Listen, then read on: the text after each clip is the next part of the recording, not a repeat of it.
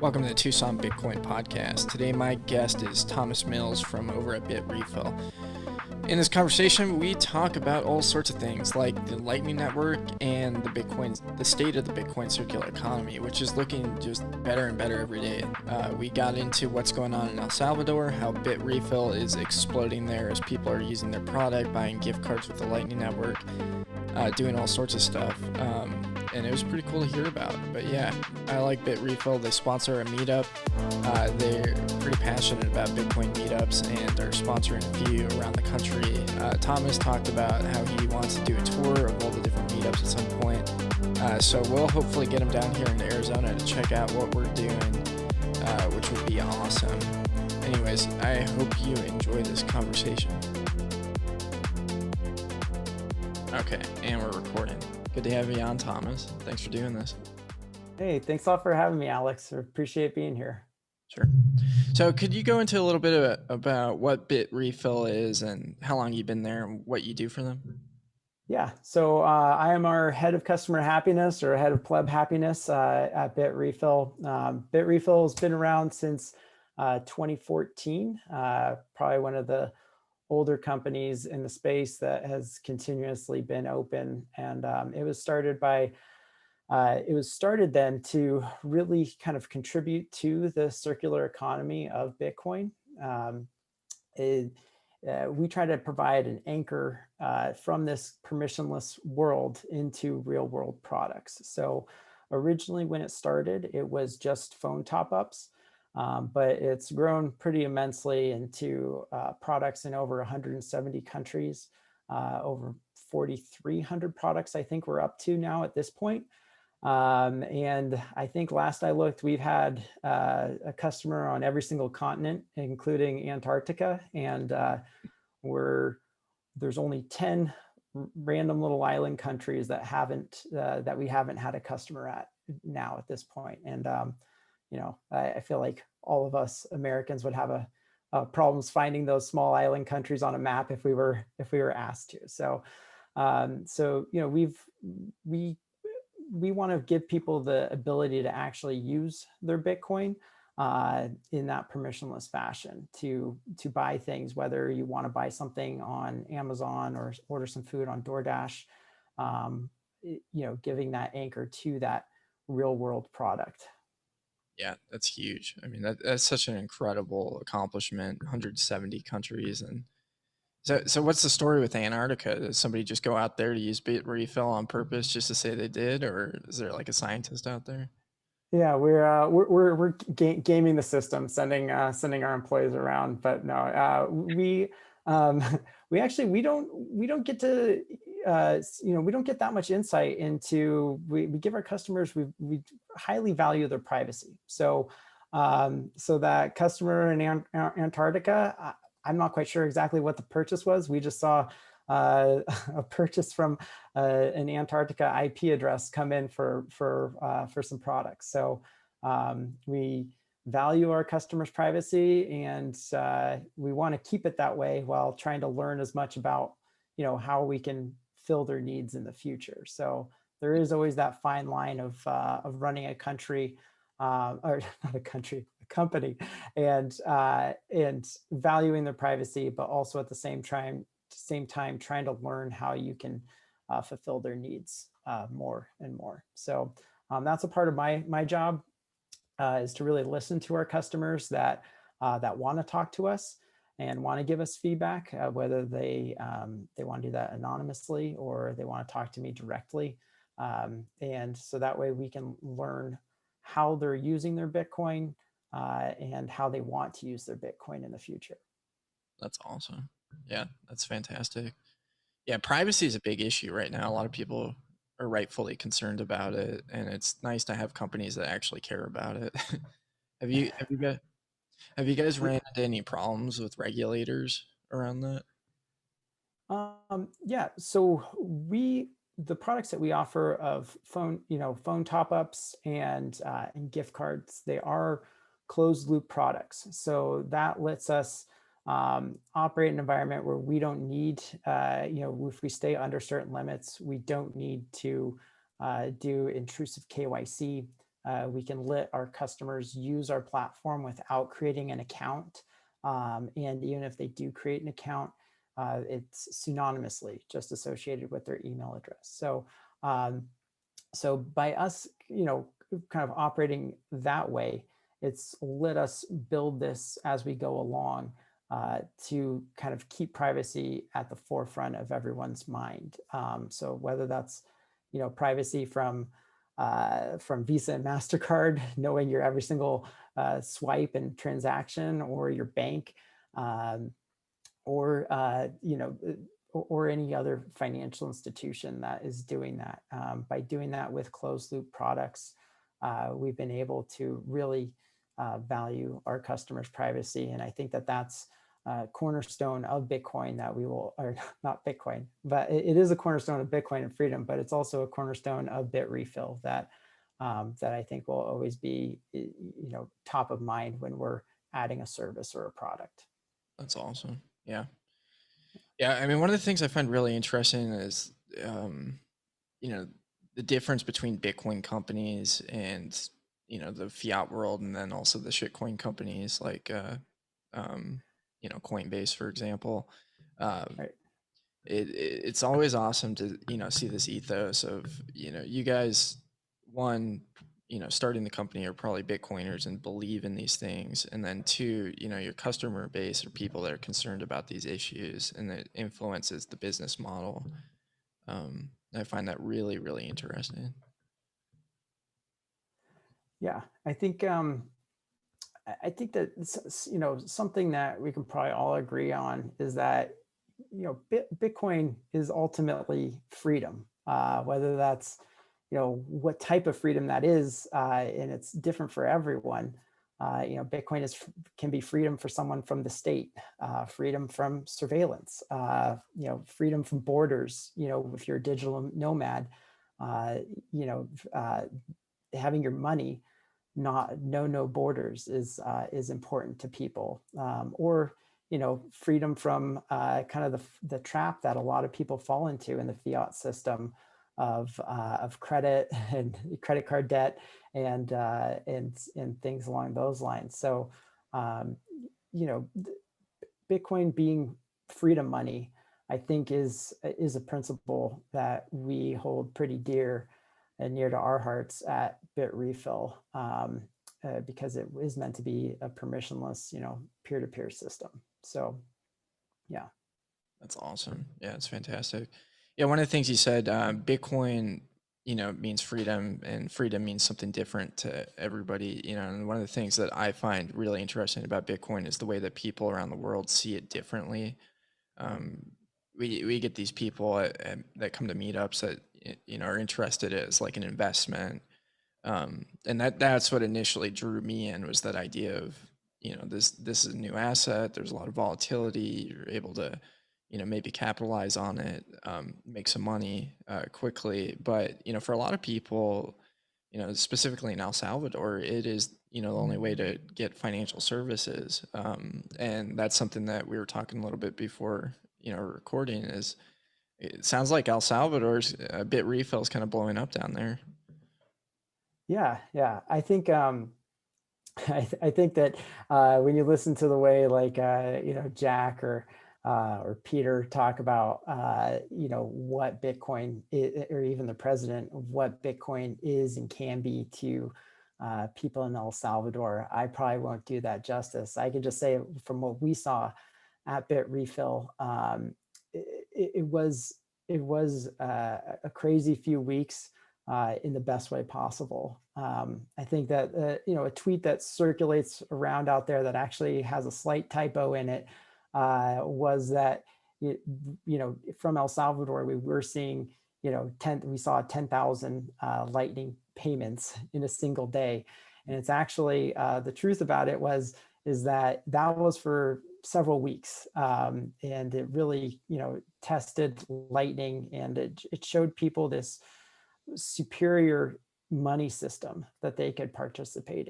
in, and have access to global products. So in El Salvador, we saw people buying in El Salvador. We didn't know this was going to happen. That there's a lot of kids that love playing this game, Free Fire. And that's, technically a U.S. product, and so people took strike, and then were able to buy Free Fire diamonds in this game that they like to play instantly for no transaction cost. So or a minimal transaction cost with Lightning. And I think that was probably an eye-opening experience for a lot of these people who, as you know, in El Salvador, I think it's 70% of their population is unbanked, and so them getting a tool like Strike in their hands, or the Bitcoin Beach wallet, and then pairing that with something that gives them global access to 4,300 products like Bitrefill. I like to think that was a massive life improvement for a lot of these folks. And back to that freedom part, it did give them the freedom to, whether you're playing a game or whether you're buying groceries, to be able to do that and not be reliant on a banking system necessarily, and to not be dependent on the dollar if they were choosing to keep their wealth in Bitcoin as well too. Because I think that's something that gets talked about a bit, is how El Salvador is a dollarized country, and when they are printing out stimulus checks, none of those are going to El Zonte or anywhere else in El Salvador. So we're excited to see what's going to happen there. We've been so excited to see what's happened there since Strike rolled out, and also since the Bitcoin Beach wallet has been adopted a lot more there, and you can just see this swelling group of folks who are getting access to now world-class financial products because of Bitcoin. Yeah, that's amazing. Something that you brought up was how people are using Bitcoin to buy products and video games, and I think that's super interesting. Something that gets me really, really excited. I just had a buddy of mine on from the Meetup who just got a job at Zebedee. We were playing CS:GO with Zebedee's Infuse, and that was a lot of fun. But for people and I see like a lot of Bitcoin adoption and growth happening specifically from these areas that are unbanked or underbanked. And I think specifically with Bitcoin gaming, that's where the adoption's going to grow the most. Like people were playing RuneScape, which is a super old game, but they were playing RuneScape to mine or to earn the gold to sell in Venezuela because it was this better, more lucrative way to earn money than going to work and, operating in the Bolivar. I thought that was really interesting that this like fake, in-game currency that's a closed network is more lucrative. And just imagining that with Bitcoin is just wild, what that can mean. Yeah, I think yeah, I'm sure the folks over at Zebedee would have a lot more to say about it than I would. But getting people to earn in Bitcoin, I think, is a huge next step for all of us, right? And something with Bitrefill is the majority of our customers are actually not in the U.S. The majority of our customers are distributed internationally. It's a pretty nice mix of where they come from, whether that's what would be considered an emerging market, or a market like the UK or EU or US. So back to what you were saying of getting people to earn Bitcoin is important, and getting people to kind of create these alternative economies is important as well too. Something that I'm trying to learn and get into a bit is my understanding is that there is this that there might be this kind of economy developing in the Philippines as well too, where people are earning a living almost by playing a video game, or doing stuff like flipping NFTs within these video games and things along those lines. And that's something that I really want to learn more about as well too. So gaming could be a bit of the Trojan horse to get the next generation earning Bitcoin and thinking in Sats too. Kind of curious, what did your friend at Zebedee have much else to say about that? I mean, we talked about it a little bit about like how the price rises quite a bit over time and how lucrative, especially in these countries that uh, there's not a lot of industry or lucrative business opportunities for somebody to play games and stack sats as it being a meaningful way to save. I thought that was really fascinating because um, and what's really cool right now is like if you go and play CS:GO, a lot of the servers are sponsored so that you can enter in for free and you can walk away with sats like if you're not terrible at video games. But I just I think that was a big. He said they've seen it. He's pretty new to the company. He started a couple weeks ago, but he's a lot of players in Brazil, and I think they're gonna grow quite a bit over time because it's like one of those things. Like the only thing you really need is a computer and a Steam account, which I don't think restricts anybody anywhere um, in the world, and then the Zebedee wallet on your computer, and you're good to go. It's pretty cool. I think kind of a common thread with all these things is like giving people this kind of global access to something that maybe they're they're kind of tearing down those borders and those gatekeepers previously, and letting someone. I think the example that goes around a bit is like Matt Odell, getting killed by some kid in playing Light Night in the Philippines, and then him being able to turn those sats into groceries for his family. And I think that we will see a ton of fun use cases like that. But there's a lot of other parts to the circular economy, I think, that that can be applied to most of what's going on in the world. I think that whether that's a small business that's starting to accept Bitcoin, or a freelancer, or just getting people to think about how they can earn Bitcoin or get paid in Bitcoin. Not to steal something from Russell Okun too much, but getting these sats in more people's hands, and then getting them to understand that they are participating in this freedom money that is permissionless. I think we'll get a lot of people on board to that. And so I think that with there's some people say different things about the El Salvador bill, but I think that there will be a lot of businesses in El Salvador that since they will need to accept Bitcoin, we'll start to see some interesting things from that. Yeah, yeah. I mean, 100%. Super, super interesting. Yeah. As far as like the circular economy, I think like one of the biggest things we're seeing an elimination of cash right now, um, and that affects waiters and waitresses quite a bit because I would imagine that when you uh, like tip with a card, they're subjected to taxes on those tips. Not 100% positive on that, but one of the things I stole this from Brian Harrington. He loves to do this with people, but at the meetups, he tries to tip the waiters, waitresses in Bitcoin, and I was able to do that. Set up a Lightning wallet like in a second, and tip her, and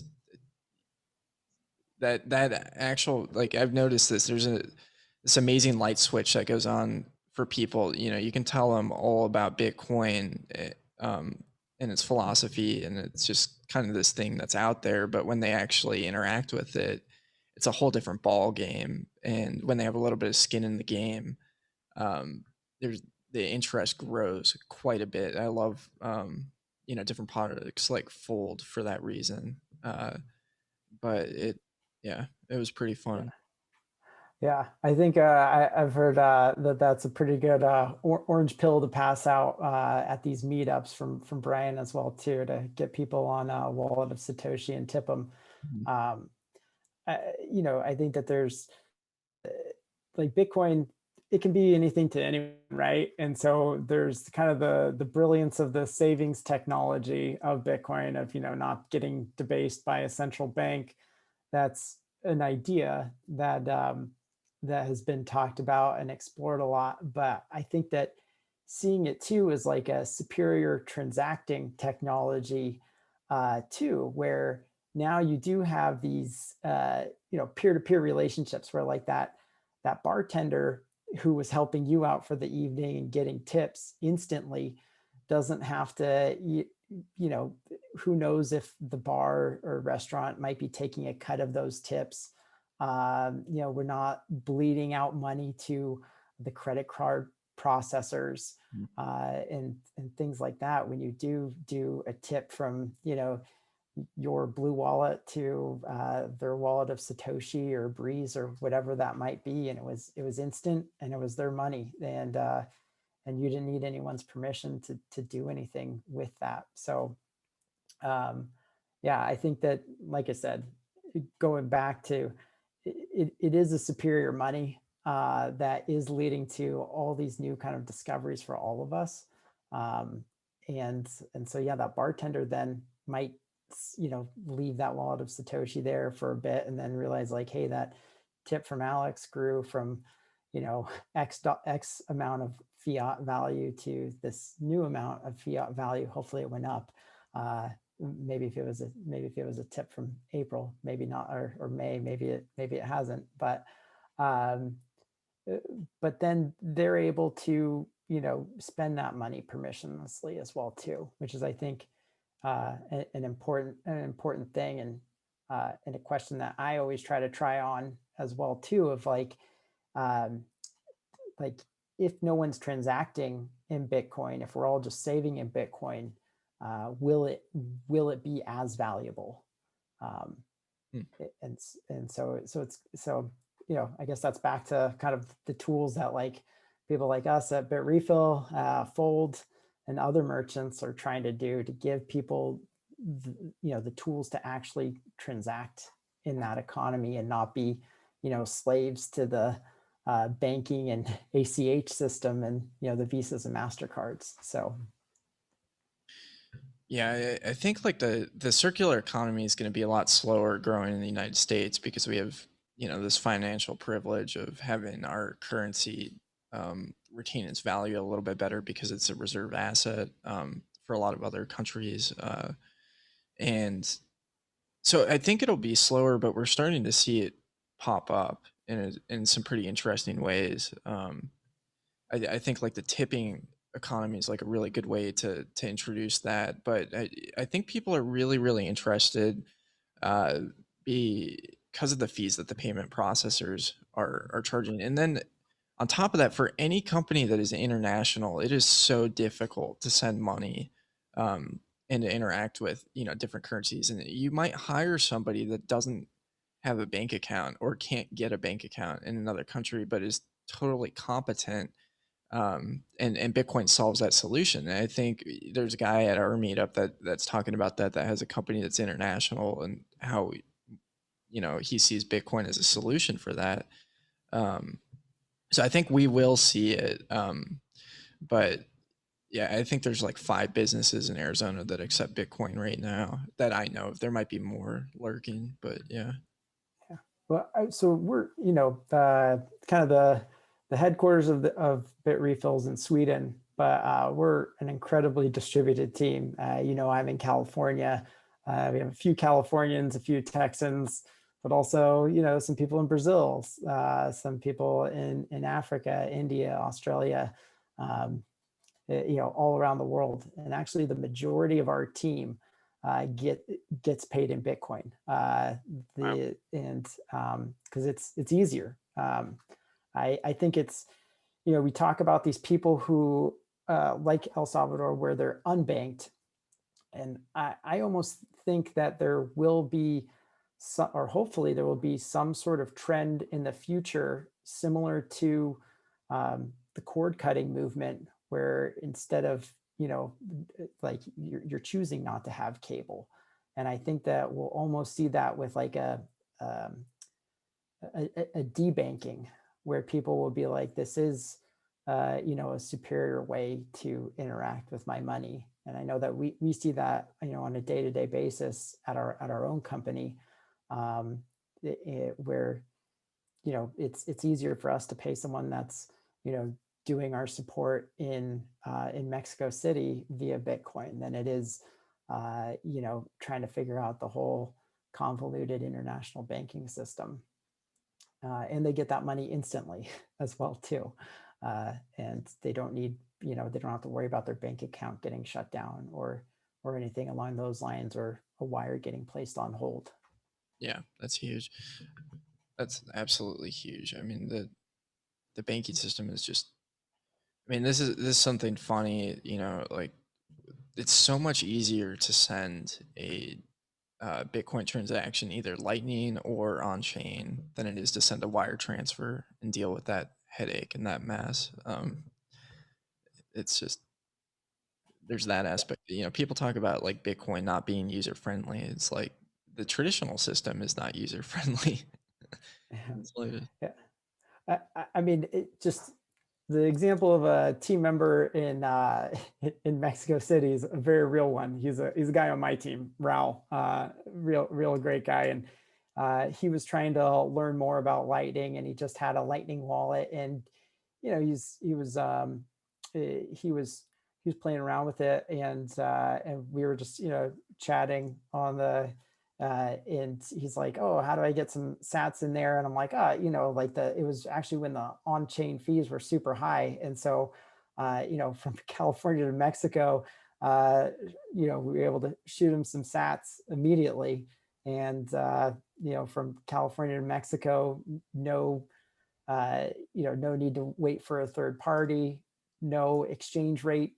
However many Satoshis is however many Satoshis for that. And so, there are some, like, I think that was just, that one transaction was a giant learning from him for him, and a giant eye opener of like, you can be anywhere, anytime, and almost receive instant, again, permissionless transactions, yeah, that you don't have to worry about, some bank giving you a weird exchange, or frankly a horrible exchange rate, or charging a ton of extra fees, or some sort of transfer minimums as well too. Like, we were able to send, just a couple of dollars of Sats his way, and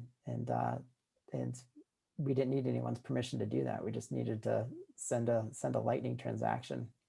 yeah, yeah. I mean, it is fun to send money internationally like that. Like I've done it a couple times, and it especially for the people that are just interacting with Bitcoin for the first time, and they just see this money show up in their wallet, and they're like, "Oh man, this is cool." It's Yeah. it's absolutely fantastic. It's fun to send. It's also fun to receive money Yeah, as well too, right? So I think that's probably a little bit of the eye-opening thing as well too. Is like, when you do earn in Bitcoin and it was, settled instantly for you, like that's a giant eye opener for, I think for folks too. yeah, 100%. So yeah, you guys are pretty passionate about meetups. You sponsored our Arizona meetups, which we really appreciate. Right. Yeah, where do you think the coolest meetup is in the U.S.? Coolest meetup in the U.S. You know, the the Orange County one is like, is a pretty great one. Now that things are open up a bit more with COVID, I plan on, joining you guys a bit more for the meetups, to be able to sample the different ones. But yeah, I think you guys have a real fantastic community growing in Arizona.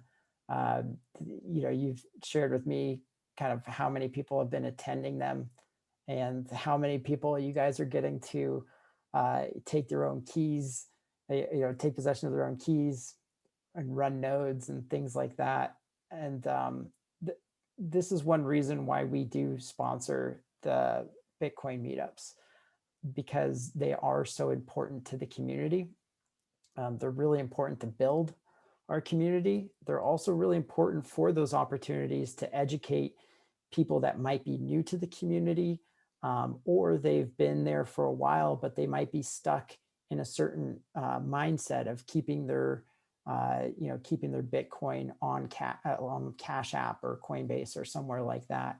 And instead, when I think that you probably see this a ton firsthand of when someone is there, they get to ask questions to you and Steven that maybe they're not comfortable asking online because they're worried it's a dumb question for some reason. Or they'll hear someone talking about some cool new development within Bitcoin or some cool new service, and then that piques their curiosity. It also gives us a chance to actually, you know, challenge new ideas as well as accept new ideas too. So I think that the community building within Bitcoin meetups is so important for everyone. Yeah, I would agree. The Orange County one, inspired a lot of what we're doing out here in Arizona, and we're, the stuff that Steven was doing out there with Brian was pretty cool, and it's good to have him in Arizona. But yeah, there's just this corner of the Southwest that is really growing. There's meetups all over the country. They've got some pretty vibrant ones in Texas too, and it is awesome. Brecky von Bitcoin, he's got this great line where he's talking about we want to mint Bitcoiners, not just have people owning it. And I think that's really where it happens is at the meetups for sure, kind of like what you were saying. Yeah, I think again, back to wanting to sample all Bitcoin meetups.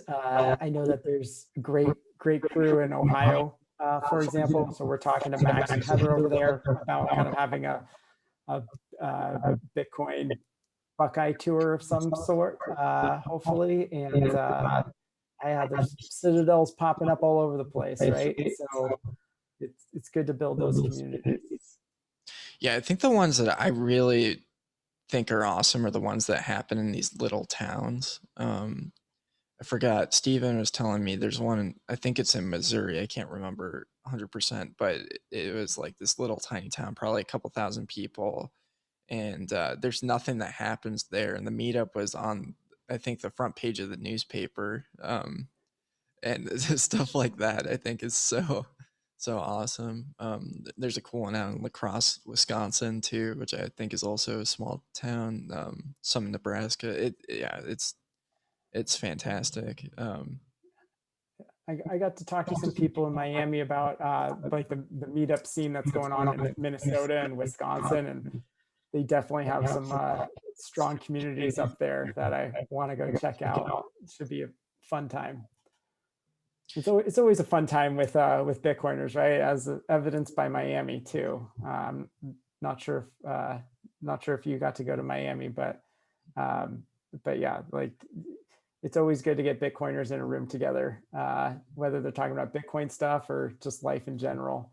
It's good for us all. Yeah. Steven was talking about this at the meetup last night, like how in most of our circles of friends, we're the crazy person. And the meetups and the conferences are when all the crazy people get together, and it's just a madhouse, and it's awesome. Yeah. We're hoping to like I said, we're hoping to get out and about to more meetups because it's good for us all, especially coming out of COVID, to again share ideas with each other, but also just to see each other, to know that we're not the crazy one, in our group of friends or our family, that everyone's like, they're going to talk to me about Bitcoin. What's going to happen now? So again, it's really important to have these meetups, and that's one reason why we do sponsor them at Bitrefill, is because they are important for people to go to attend, to orange pill bartenders, orange pill small businesses, and even just the passerby who see a bunch of Bitcoiners having a good time. Hopefully that piques their curiosity a little bit. Yeah, one of the things I love about Bitcoin and kind of what the cypherpunk movement has created is this, decentralized innovation that's going on. And I think a lot of it can come out of the meetups. There's this, idea almost that is presented to us that like there needs to be massive centralization for innovation to happen. And, the 3D gun printing community and what they've accomplished in the last few years is absolutely astounding to me, from going from the Liberator to now all sorts of, ridiculous, crazy stuff that is actual functional and useful and terrifying certain people. Uh, but I think that, like, one of the things I was talking with, oh, what's his last name? Um, Gabe Higgins. My gosh. Um, got him on the book. But yeah, they have a meetup in Tampa that's launched like multiple meetups out of there, and or sorry, meetup startups out of there, and I think that's super fantastic, and just this idea of this like collaborative. It's going to be messy. It's going to be incredibly messy. We were talking about that before, just like the different tribes within Bitcoin that kind of get upset with each other once in a while and argue. But I think that's what gets me super excited, is we're doing something that's meaningful. We're creating these circular economies and helping people attain some semblance of sovereignty, or more sovereignty, and move in that direction, and then um, build citadels like you were talking about. The, I I think it all goes back to, it's good to get these ideas out in the wild, out in the open. It's how innovation happens, uh, and and and so just like you're saying with 3D printing maybe being similar in a decentralized fashion. Uh, if it's a good idea and people are working on it, it's going to lead to some great results. I could just, like, mildly unrelated, like my dad, he actually just ordered a 3D printer for his business. He's a dentist, and now he's like, I don't have to rely on a lab to do a ton of my work, that I can just scan someone's mouth, run it through some software, and then in a few minutes my customers have a product, and that I didn't have to rely on anyone. And so I think it's probably a similar thing with the innovation within Bitcoin, that getting tools like that out in the wild, out in the open, uh, it'll just decentralize it more as people adopt it too, right? Like I don't know if there is a way to really centralize Bitcoin now that it's out in the wild. yeah, it's incredibly difficult too, and that's what the block size wars really showed, is like it it yeah, it's super super fascinating. Was your dad super bullish on Dentacoin back in the day? No, he's actually been a Bitcoin only guy. We've all touched the stove here and there when it comes to stuff like that. My own journey to Bitcoin was actually looking into stable coins. I came from the world of wine before this, and it was a big thing within the California wine industry when you're trying to work on sustainability and holistic sustainability, is actually the amount of migrant and undocumented workers that the wine industry relies on.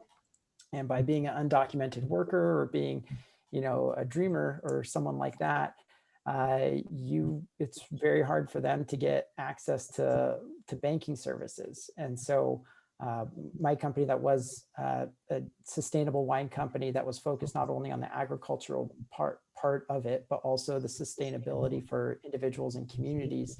Um, I was looking into stable coins for these unbanked people, and that led me down the rabbit hole of Bitcoin that then, dad has ridden the coattails on. So he hasn't had to touch the stove on Dentacoin or anything like that. He's been able to be Bitcoin only from the beginning. So yeah, it's I touched the stove for him on that. Yeah, I mean, that's super interesting.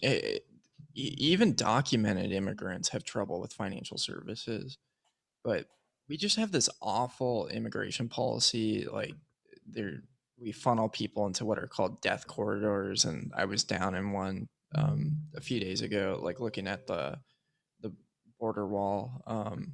And I've had a lot of interactions with people, undocumented people coming across the border, and it's just there's this like um, I think Bernie Sanders called open borders a Koch brothers conspiracy, which I think is pretty accurate. But one of the things that we see just in general is when people don't have savings and they don't have financial services, they're a lot easier to take advantage of. And this is what's happening with a lot of undocumented people, where they essentially like enter into a form of indentured servitude or enslavement in some cases, because it's like you can earn garbage wages or we'll report you and kick you out. And I think like what feeds into that is denying them financial services, and Bitcoin fixes that. Because I hate the idea of people being taken advantage of. And like this idea that's thrown out a lot about the bummers of capitalism is that it's about taking advantage of people. It's like, no, when people have savings and they have the ability to store their wealth and they're a lot more difficult to take advantage of. And I think that's huge. Yeah, it was agree with you completely. When you give people tools that let the system be fair and equal, then you have fair and equal outcomes. And you give those people the opportunities. I mean, back to that kind of the traditional banking system and how it may or may not work for people. I mean, I think that's why we've seen what's happening in El Salvador, right? Where the majority, not the majority, but a big percentage of their economy is based on remittances. And that's led to both people getting taken advantage of by the remittance providers with fees, but then also, the person receiving that remittance getting having to deal with crime, where people know that that they can rob someone physically for that remittance. They have to go through this crazy journey, a lot of them, to receive the remittance. And so that's where, again, tools like Bitcoin does fix this.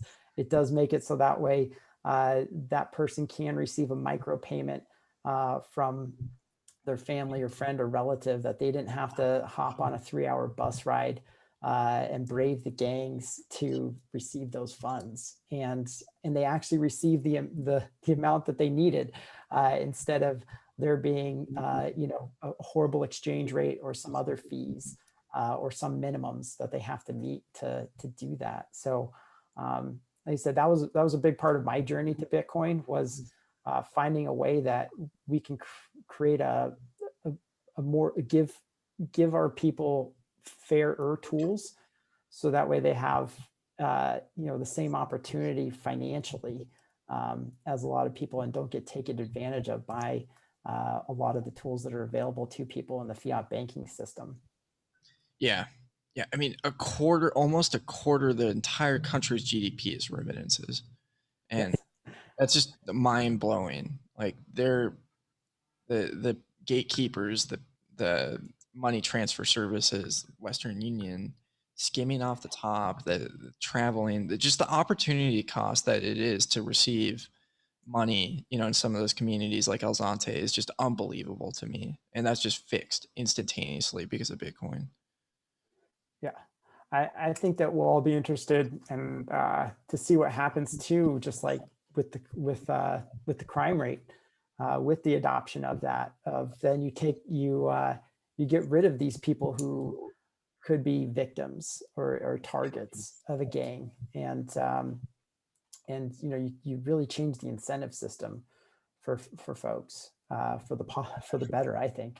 So I know that I think that we all saw this in the interview of the El Salvador, of the president of El Salvador, that the crime is going down. But I'd be interested to see that once their law actually takes into effect, comes into effect, and these companies adopt it, um, what it will do for their country, in not only in crime but just in total as well too. Yeah. Speaking of that interview, I guess Peter was getting some flack for the way he was sitting, which just blew my mind.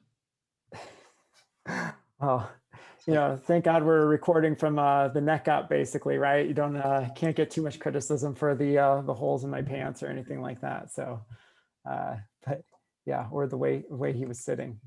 Um, people will nitpick, right? Whatever they want to, but ultimately, Peter did a great thing getting a president of a country that is, I think, on the ascend to a global audience. I think that's if people are going to say negative things about that, they probably need to look inward to their own happiness a bit. yeah, I mean, there's just this crazy energy on the internet. Um, it, and he gets the brunt of a lot of it. And I think he gets criticism, that is good sometimes, I think. But he gets so much criticism that is just so bad. And I was talking about this at the meetup last night. Like, I'll always be grateful to him because that was like the first or second Bitcoin podcast that I listened to, and I got to hear, Parker Lewis for the first time, and all of these people that are just so incredible, and really get a rounded knowledge. And uh, so yeah, I also always stick up for him until he starts shilling BitCloud or something like that. But Right, right, yeah. I think I mean, also he does do a service to a lot of people with his pinned tweet at the top of his profile, walking us all through his own uh, you know journey, journey through shit coins and why he's Bitcoin only. And so um, it is good for us all to criticize, to give constructive criticism, right? Like he wouldn't improve as a podcast if there wasn't some constructive criticism. Bitrefill, we wouldn't improve as a company if we weren't hearing from our customers or people who aren't our customers and why they aren't. And so criticism is good, but it's also good when it's constructive and when it's on something real that someone can change. So yeah, it's basically more criticism, but also more discussion too is a good thing for us all. yeah, I just stumbled across a old school podcast, Bitcoin Uncensored. Um, and those guys, unfortunately, their podcasts aren't available. But Peter did a good one with them a couple of years ago. But yeah, their rating was like 2.5, which is like the lowest podcast rating I've ever seen. um, but like from a content creator standpoint, like we're having to move into this world of like cancel proofing yourself, and Bitcoin plays a huge role in that. 100%. Like, As a content creator, have you explored kind of what's going on with Breeze and Sphinx, mhm. of you know having that value for value model, with that to yeah. Yeah, I'm on Sphinx. I haven't been able to figure out Breeze yet because I'm kind of a slow learner when it comes to technicals. And I'm happy with my Sphinx tribe right now, but I think that's absolutely fantastic. I think there's a huge feature for that with the Lightning Network of funding content creators, because we just see this happen over and over again of like, YouTube. I'm on YouTube and they're awful. They haven't been too bad to me, but there's some weird things that have happened. with like video counts like disappearing and, likes disappearing and, random stuff like that.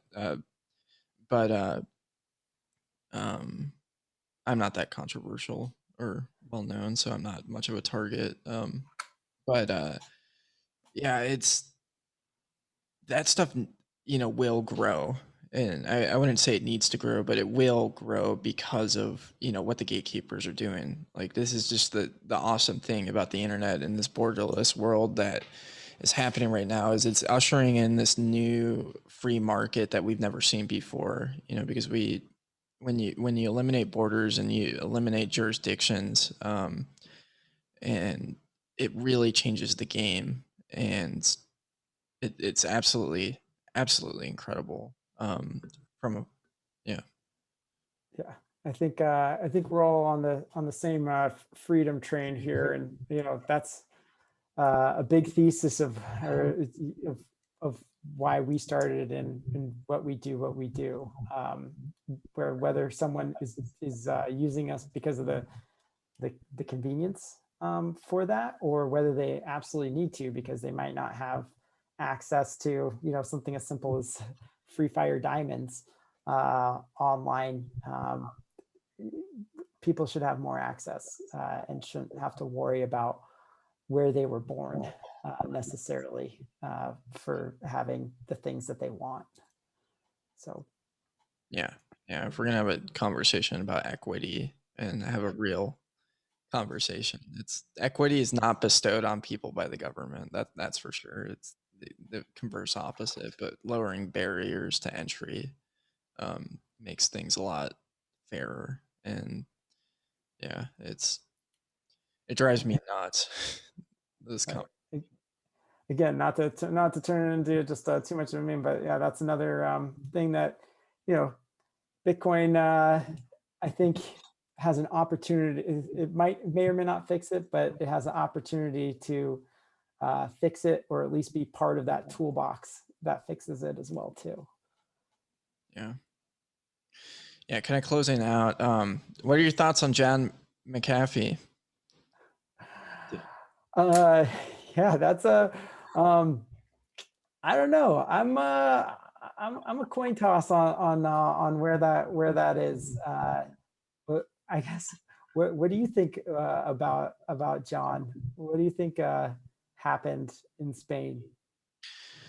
I mean, I don't know. I mean, this is the thing about getting into like the weeds on these conspiracy theories is like I definitely entertain them because I find them interesting, but I struggle to like make a strong opinion on it because there's just nothing conclusive that can be taken away from it. But the guy was 75 years old, and he knew he was going to die in prison. So I think there was a likelihood that he could have ended his own life. And I struggle to see what dirt he could have had that would have warranted, getting Epsteined. Uh, but that being said, he was a target. They were going after him for some wild reason that I don't know what it was. Like they wanted to make an example of him. Um, and that's kind of apparent, but yeah, I mean he's one of the wildest people that, like, to figure out his story. I mean nobody I think can conclusively you know be able to understand his mind and what happened in Belize and all of these. He's just such a was a wild character. And yeah, that's my Yeah, I think I'm right in line with you on that one. Where I could be I I could be talked into one frame of thinking or another. Um, not everything is like a, a giant like false flag, or not everything is a conspiracy. Some things are pretty straightforward. Of like you're saying, hey, if you're 75 years old and you're in prison and all that, it's pretty easy to see where the mind could go. But at the same time, there's examples out there that there's merit to one way versus the other.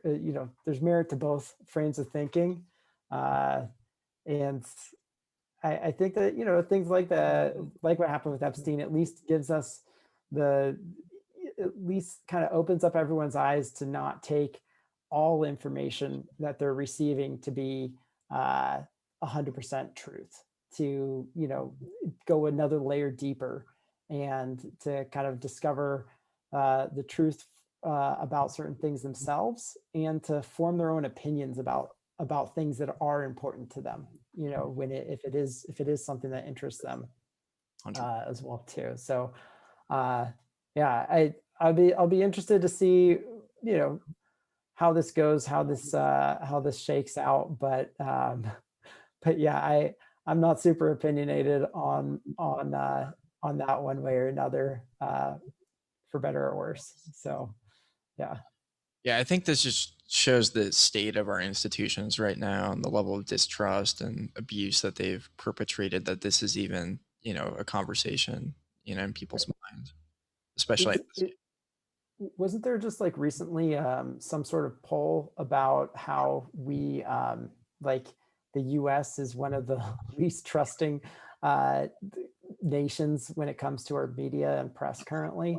Um, yeah, and so I think it's just you know things like what happened with John, or things like what happened with Epstein. I think, you know or pretty much most all other current events that come up these days that get reported in the mainstream media, it's good to look at them with a critical eye, and to not, you know, as in the Bitcoin community, don't trust, verify. When it comes, you don't have to do that for everything, but at least for stuff that's important to you, to, really seek the truth and to verify it for yourself, if you care about something. 100%. Yeah. It's, I mean, our media is just so bad.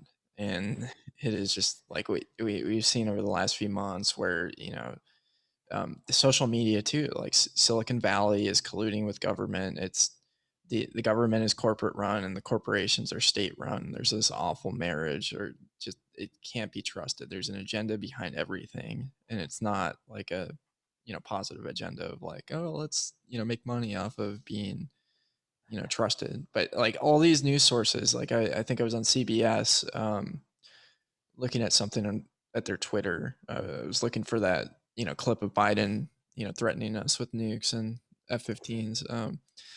But uh, and they have like trusted news source in their bio. Um, Fox News, fair and balanced. CNN, most trusted source in news. And it's like if you have to call yourself that, you're probably the furthest thing away from that. Right, right. That's a little bit of a warning sign on everything. I mean, it is the incentive structure that got created does kind of, or not kind of, it does create this perverse system that we're all a part of. And you do see it like with incentive structures like that, as well as with centralization like that, where there are, gatekeepers that have giant amounts of power, and hopefully everyone uses it to, make society better. And I think that a lot of people think that they are making society better, but the more we can, decentralize from and untie ourselves, and make people into sovereign individuals and sovereign communities as well too. I think that those types of systems and those types of incentive structures hopefully will win out in the long run for all of us. Absolutely. Yeah. I think we're moving in a positive direction, and Bitcoin doesn't fix everything, Right. but we're not going to have a utopia. And I think that's a really important caveat, to make, because some people present it as, that's where we're going, but it's not. And, but it's a drastic improvement, kind of like we outlined in a lot of these different, examples. Yeah. I think it, having a better form of money, I see very few downsides to having better money for everyone. And a part of money is being able to transact with that money, right? Whether you're sending it to, someone in Mexico City, or whether you're wanting to buy something that maybe you're not allowed to buy because of some stupid IP address says you can't buy it. So the more we can interact in a permissionless way, again, I think it'll just make life better for all of us. Yeah, and it's just the idea of imposing our morals onto other people as when they're not hurting us or hurting anybody else is just absolutely mind-blowing. We've got Ross Ulbricht in prison in Tucson. Got to spend some time with his mom, Lynn, and speaking of people that are going to die in prison or might die, hopefully he doesn't, but man, it's just, I want a picture that he did. I've got a pretty cool picture, but it's pretty dark of like the courtroom and just, imagining what that'd be like to be in his shoes. It's just, and all the other people that are in prison, for these crimes that, people spending life sentences for smoking pot when it's getting legalized in state after state, it's just mind-blowing. Right. People spending giant amounts of their lives in prison when, certain politicians can laugh and joke around about it is, it's not good for our society. And I think that that's great that you've been able to have interactions with Lynn. And I think that, us as a Bitcoin community can all be on the same page about a movement or about an outcome like what we need to, do with Ross. So yeah, he's a champ for hanging in there. Yeah. 100%. Where are some good places people can follow you and learn about Bitrefill? Yeah. So the best place is, you can find Bitrefill related things all over the interwebs, whether that be on Twitter. I think it's just @Bitrefill. Telegram is pretty big for a lot of our Spanish communities. So if you are, interested in what's going on in El Salvador or Spain or any of the Latin American countries, joining our Spanish Telegram group is great. Or someone that is having a remittance thing that's going on in their lives, or know someone, there's a lot of good resources there. We are trying to put out more and more resources in Spanish as well too, with the push that's going on in Latin America between El Salvador, Paraguay, Panama, all of these countries that are considering something similar to what El Salvador was able to do. So say finding us at Bitrefill. Also just going to bitrefill.com. We have some pretty good resources on there as well too. You can always find me on Twitter. I'm not super active, but Thomas BTC is how you can find me. Nice. Yeah. Solid handle. Yeah. Pretty slight maximalist name. I think Ricardo on our team probably has the best maxi name of them all. I think it's just Ricardo BTC Maxi or something like that. So maybe one day I'll get on Ricardo's level. Solid. Well, thanks for coming on. This is a lot of fun. Yeah. Thanks a lot, Alex. Really appreciate it. And hopefully I'll get to go down to the Tucson and Phoenix meetups soon and get to see you in person. That'd be awesome. All right. Have a good.